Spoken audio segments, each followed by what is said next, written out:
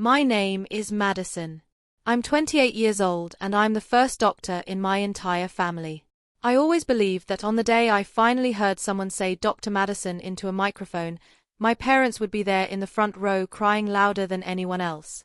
I thought a degree, a cap and gown, and 7 years of working super hard for this dream would finally make me impossible to ignore. I was wrong. My mom didn't forget my graduation. She skipped it on purpose. She chose my brother's backyard barbecue over watching me walk across the stage for my doctorate. And my dad. He looked me dead in the eye over the phone that morning and said, "Don't be dramatic. It's just a ceremony." In that moment, something in me snapped in a way I couldn't glue back together. My mom forgot my graduation on purpose. They chose my brother's barbecue over my doctorate. Dad said, "Don't be dramatic." So I changed my name and never came back. And that decision changed everything. What I did next wasn't a tantrum. It was cold, planned out, and final. Lawyers, paperwork, a new last name, and a chain reaction that turned my parents into the villains of a story they never imagined they'd be in. Today they say I destroyed the family. But when they were laughing over burgers while I crossed that stage alone, they didn't care that they were destroying me. Before I tell you exactly what my dad said in that call and how walking away and changing my name blew my whole family apart, tell me what time is it where you are, and where in the world are you watching from? I want to see how far a story about choosing yourself over your own family can travel. Graduation morning, I woke up before my alarm, heart pounding like it was in a race I hadn't trained for. For a few seconds, I just lay there in the half-dark, staring at the ceiling and letting the quiet pretend everything in my life was normal. Then reality hit. This was it. 7 years of no sleep, vending machine dinners, panic attacks before exams, and second-guessing every life choice I'd ever made were all supposed to pay off today. Today was the day I'd finally hear someone say Dr. Madison Carter through a microphone in a big echoing hall. In my head, I'd replayed that moment 1,000 times. Every version of it had the same details. My mom in the front row, mascara streaked from crying. My dad taking way too many pictures on his phone, zooming in too close and cutting off the top of my cap. Both of them standing up before anyone else when my name was called. My brother rolling his eyes and pretending not to care, but secretly bragging later. That fantasy was my fuel. I clung to it whenever I was so exhausted I couldn't see straight. I told myself, they'll be there when it counts. They have to be. I got dressed slowly, almost like it was a ritual. Shower, pressed shirt, the black gown that still felt like a costume. I smoothed invisible wrinkles over and over like I could iron out years of being background noise in my own family. I pinned the cap, adjusted the tassel, then stepped back from the mirror and tried to see myself the way I hoped my parents would see me. First doctor in the family. The one who made it. The proof that all their sacrifices meant something. I'd even spent an embarrassing amount of time decorating the top of my cap with neat white letters, "First Doctor in the Family." It was supposed to be cute, a little proud, a little funny. Looking at it that morning, it suddenly felt like a question. First Doctor in the family. Does the family even care? Before I could spiral, my phone buzzed on the nightstand. "Mom," the screen said. Relief flooded me so fast I almost laughed. Of course she was calling. Of course they were already in the car arguing about parking and complaining about traffic. I answered with a smile already in my voice. "Hey, are you guys on your way? If you left early, you should still get pretty good seats." "Sweetie, listen." Her voice cut through mine, bright and too light, like she was about to cancel lunch plans, not something that only happens once in a lifetime. "We mixed up the dates. Your brother's barbecue is today." My brain just stalled. "What? We already invited everyone. There's tons of food. Your father's been marinating the meat since yesterday. It's a big thing for him and for your brother's business, with clients coming and all that. We can't just cancel. It would be rude." I blinked at the wall for a second, not sure if I'd actually heard what I thought I heard. "You're not coming," I said slowly, "to my doctorate graduation." There was a pause. Then she let out that sigh I knew too well. The one that said, "You're making this harder than it has to be." "We'll make it up to you," she said. "We'll have a nice dinner next week. We'll dress up. Take pictures with your diploma. We'll post them. It's the same thing. This way, your brother doesn't lose face with his clients." My grip tightened on the phone. "It's not the same thing," I said. "This isn't some random event. I worked 7 years for this. 7 years of exams and clinics and rotations and barely seeing you. This is the one day you're supposed to show up for me." I heard muffled shuffling, then my dad's voice in the background. "Give me the phone." A second later, he was on. "Madison," he said with that calm, tired tone he used when he thought I was overreacting. "Don't start. We're proud of you, okay? We really are. But it's just a ceremony. They say your name, everyone claps, you walk, it's over. You already accomplished the hard part. You know we support you." "If you supported me," I said quietly, "you'd be in those seats." He made a frustrated sound. "You know how much work went into this barbecue. Your brother's built his whole network around events like this. People are expecting us. We can't just blow them off to sit in a crowd and listen to a bunch of names we don't know. We'll celebrate properly next week. Don't be dramatic." There it was. The sentence I had heard in one form or another my entire life. Don't be dramatic. Said when they left my school play at intermission. Said when they forgot to show up for parent-teacher night. Said when they skipped my scholarship ceremony because my brother needed the car. It was the family bandage they slapped over every wound they didn't want to look at. Something inside me went very, very still. My cap and gown hung on the closet door behind me, waiting. My fantasy of them in the front row dissolved so cleanly it felt like it had never been real. "Okay," I heard myself say. My voice sounded flat, foreign. "Got it. Have fun at the barbecue." My mom jumped back on the line. "Don't say it like that. We will celebrate. You'll see. Send us lots of pictures, okay? We want to see you on stage." I ended the call before I said something I couldn't take back. For a minute, I just stood there in my silent room, phone still pressed to my ear, listening to the dial tone. I thought about not going. About taking off the gown, crawling back into bed, and letting the day slide past me like it was just another Tuesday. But then a worse thought hit. If I didn't go, they'd probably tell everyone I gave up at the last minute, that I was too emotional, too fragile. So I went. I got in my car. I drove to the university. I parked between minivans decorated with "Congrats Grad" written in soap on the windows. Families spilled out of them carrying flowers, balloons, handwritten signs. I walked alone. Inside the hall, the noise was a wall. Cheering, laughter, babies crying, the thump of the band playing something energetic and hopeful. Rows and rows of families filled the seats. People waved at their kids down on the floor. I found my assigned seat in the graduate section and sat down. The chairs on either side of me were marked with little reserve signs where my parents were supposed to be. I left them there. I couldn't bring myself to peel them off. When the dean told us to stand and turn to wave at our families, a sea of arms went up. Phones flashed. People shouted names. I turned with everyone else, stared at the spot where my parents should have been, and saw strangers. A dad in a baseball cap. A little girl with pigtails holding a stuffed animal. An older couple arguing about the camera. No one who belonged to me. I lifted my hand halfway, then dropped it. Nobody noticed. The ceremony rolled on. Names, applause, names, applause. Every time someone walked the stage and their section of the audience exploded with cheers, I felt a tiny sting, like a rubber band snapping against the same bruised spot of my heart again and again. It wasn't jealousy. It was confirmation. This is what normal looks like. This is what I don't have. At some point, my phone buzzed in my pocket. During a lull, I snuck a look. A photo from my brother. A perfectly arranged barbecue spread. Smoke curling up from the grill. People laughing. My parents were in the background. My dad with tongs in his hand.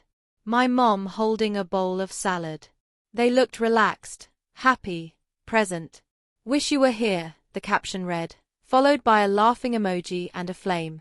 The timestamp on the photo was the same minute my row was told to stand and move toward the stage. When they finally called my name, Dr. Madison Carter, I walked out into the bright lights and forced a smile so wide it hurt my cheeks. I shook hands with the dean. I took the diploma. I posed exactly like they told us to. Somewhere in the back of the hall, a professional cameraman panned across the crowd, searching for my cheering section, ready to capture proud parents on the big screen. He didn't find any. After the ceremony, graduates spilled out into the courtyard, swallowed by their families. There were flowers everywhere, confetti, people crying and laughing and hugging. Parents wrapped their arms around their kids like they'd just survived a war together. I stepped off to the side, clutching my diploma tube, pretending to scroll my phone so I didn't look as lonely as I felt. A woman in her 50s, another graduate's mother, walked past me, then stopped and doubled back. "Would you like a photo, sweetheart?" she asked gently. "I can take one of you and your family." I forced a grin. "It's just me," I said, lifting the diploma a little. "My family couldn't make it." Her face shifted. Surprise, then something that looked like pity and anger mixed together. "Their loss," she said quietly. "Let me take one of you anyway. You deserve a picture." I handed her my phone. I stood in front of the campus fountain in my cap and gown, the sun in my eyes, holding a degree I'd earned with everything I had. She snapped a few shots and handed my phone back. "Congratulations, doctor," she said, and walked away before I could cry in front of her. Later that night, I posted one of those photos.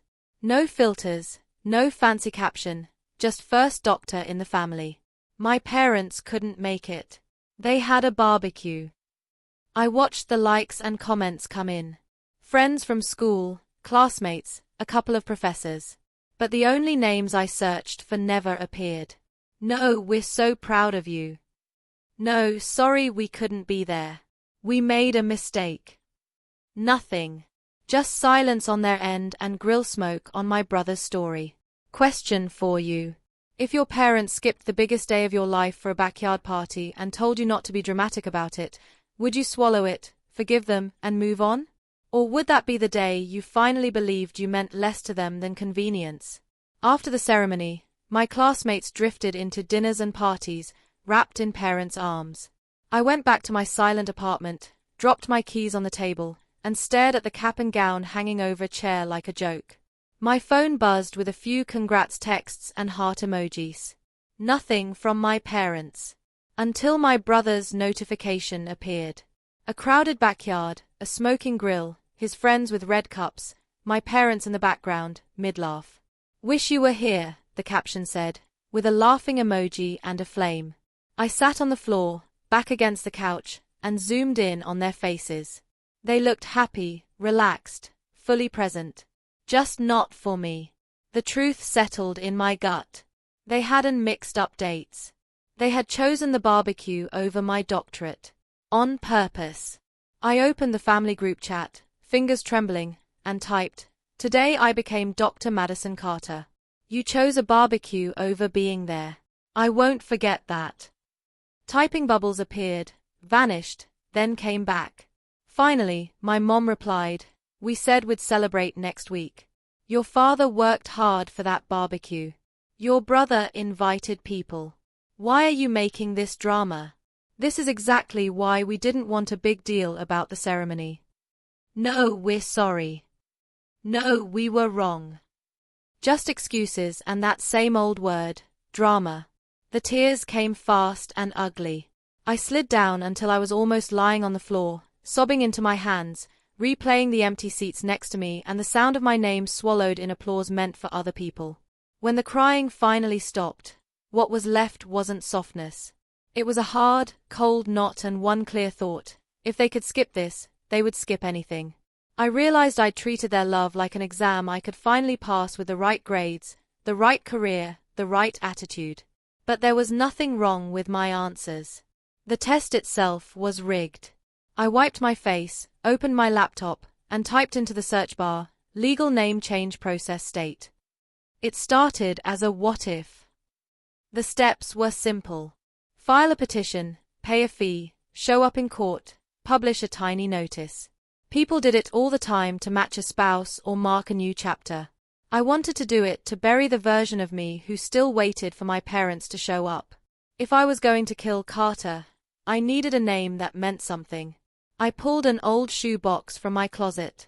Inside were letters from my grandmother, my dad's mom, Margaret Murphy. She was the one who came to my school plays when my parents were too busy. Who mailed me $5 bills with notes that said, "I'm proud of you. Keep going." In one letter, she wrote, "Some families give love like breathing. Others make you earn each breath. Don't stay where you're always gasping for air, Maddie." After she died, no one pushed my parents to do better. The missed events piled up. And "don't be dramatic" became the family motto whenever I got hurt. I traced her signature, Margaret Murphy, and said the last name out loud. Murphy. It didn't taste like neglect. It tasted like the only person who had ever chosen me first. On the petition form, I typed, first name, Madison. Last name, Murphy. My hands shook for a few lines, then steadied. It felt less like paperwork and more like signing my own adoption papers. I wasn't just leaving them. I was choosing whose legacy I wanted to carry. The next morning, I filed the documents at the courthouse. The clerk stamped them without a second glance. For her, it was routine. For me, it was the moment Carter went on life support. On the way home, I mailed certified letters to my parents. Effective on this date, I will legally be known as Dr. Madison Murphy. Please update your records accordingly. No explanation, no apology. That evening, my brother called. "What the hell are you doing?" he snapped. "Mom is freaking out. Dad says you're trying to humiliate us. You're changing your name over a barbecue." "I'm not doing this over one barbecue," I said. "I'm doing it over a lifetime." The barbecue was just the proof. He scoffed. "You're being insane, Madison." I answered without hesitation. "It's Murphy. And I'm not insane. I'm being reborn without you." I hung up before he could respond, hands shaking with adrenaline instead of fear. Then I did one more thing. A friend from high school still followed my parents' shared family Facebook account, the one they used for every perfect holiday post. With her help, I got temporary access. I opened the album from that day, my brother's barbecue. Photo after photo of smiling faces and plates piled high. I added one more picture, my lone graduation shot in cap and gown, standing in front of the campus fountain with no family beside me, and changed the album caption to 3 words, "Wrong priorities documented."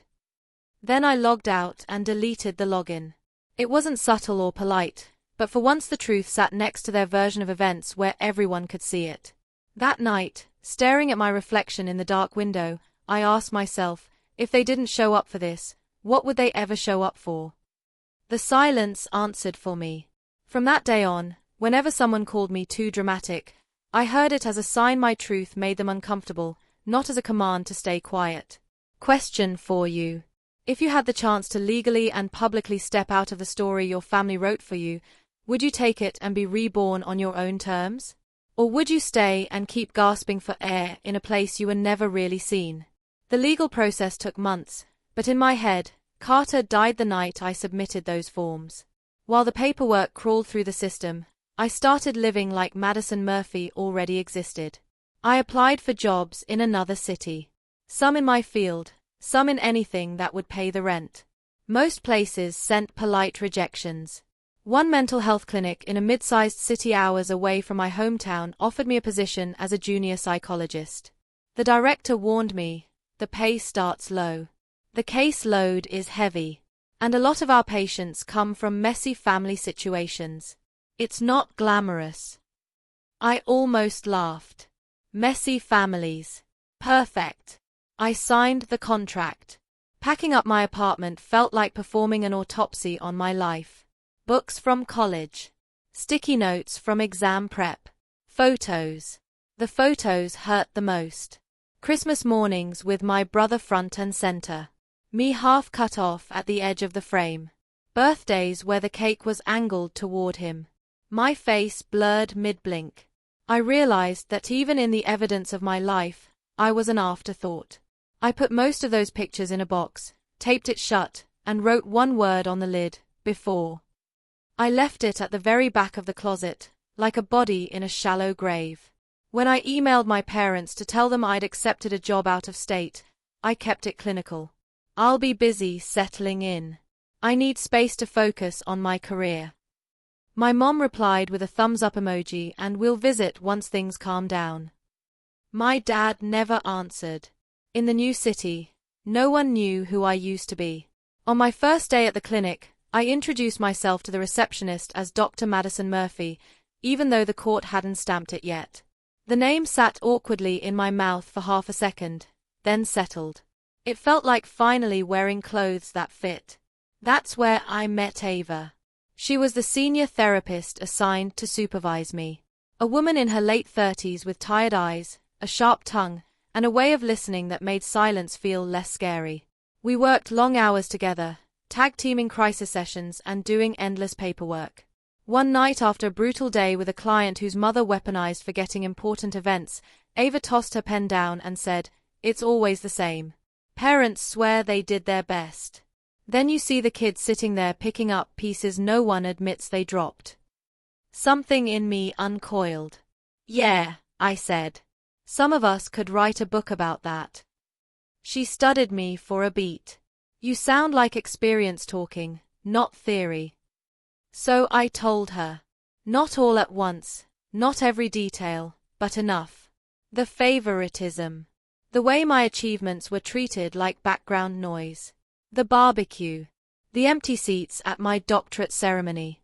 I showed her the lone graduation photo, and then, side by side, a screenshot from my brother's barbecue taken at the exact same time. "Jesus," she muttered. "They really chose a grill over a doctorate." Her next question changed everything. "So," she asked, "what are you going to do with that?" I blinked. "What do you mean?"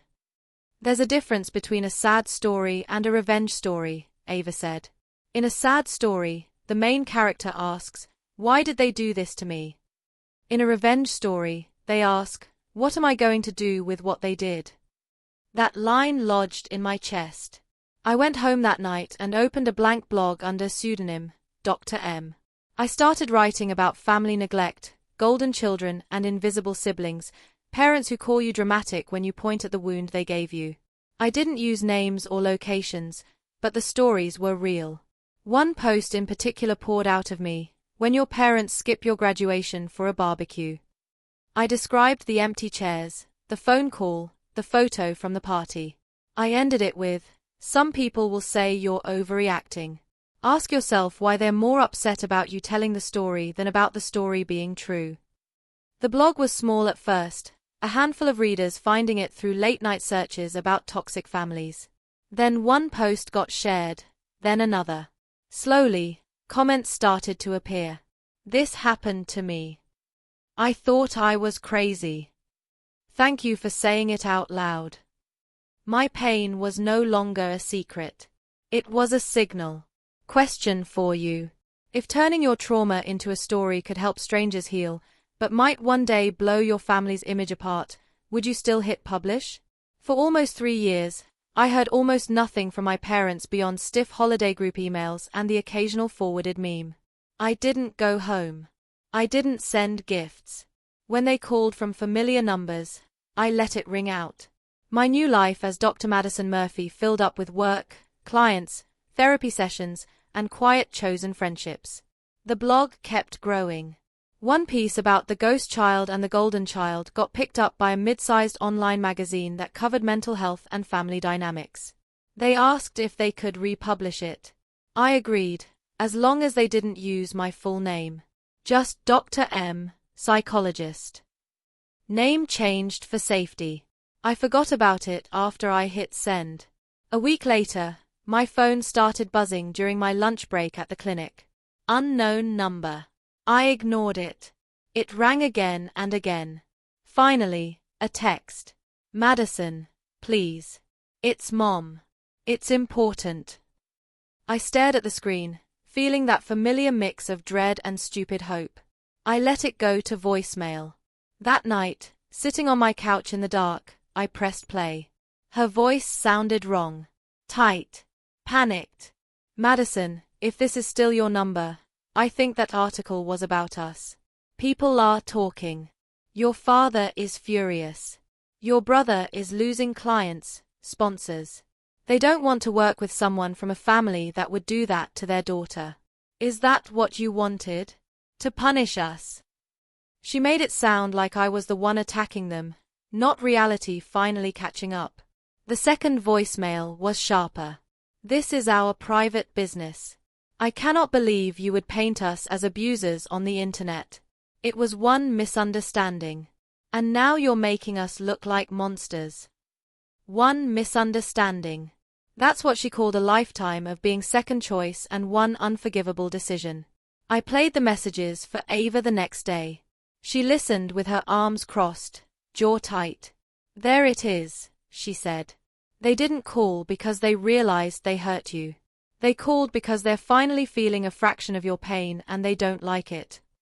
After work, I checked my email. There was a message from a journalist who specialized in family estrangement and justice. They'd read my piece and wanted to do a longer anonymous interview. Your story will help a lot of people who are being told they're overreacting to neglect, they wrote. We think it's important that voices like yours are heard.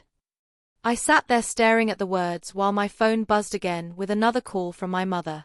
For the first time, I felt the balance of power shift. Growing up, they had the narrative. They told relatives I was moody, too sensitive, always making everything about herself. Now, strangers were reading my version. And instead of calling me dramatic, they were calling it familiar. Days later, my mom finally sent a text that stripped away any remaining illusion. Please call me. We're desperate. We. Not I miss you. Not I'm sorry. Just we're desperate. Because my truth was costing them money, reputation, and the polished image they'd built around being a good family. That night, I sat on my couch, phone in one hand, the journalist's email open on my laptop. I imagined my younger self, 16 and crying in her bedroom after her parents left early from her school award ceremony to make it to her brother's event. If I answered this call to soothe my parents now, who was I betraying more? Them or her? I whispered to the empty room, to that girl. If I pick up, am I rescuing them or abandoning you all over again? Question for you. When someone only reaches out because your silence finally costs them something real, do they deserve another chance or just the consequences of what they did? In the end, I did call back, but not to apologize. If we talk, I told my mother, it has to be in public. Neutral place. No yelling. No pretending it was all a misunderstanding. You tell the truth or there's nothing to say. She agreed instantly, which was almost suspicious. We picked a cafe halfway between my city and theirs, a crowded place with big windows and nowhere for anyone to hide. When I walked in, I spotted them immediately. My mom looked smaller than I remembered. Lines etched deeper into her face. My dad looked exactly the same, just older.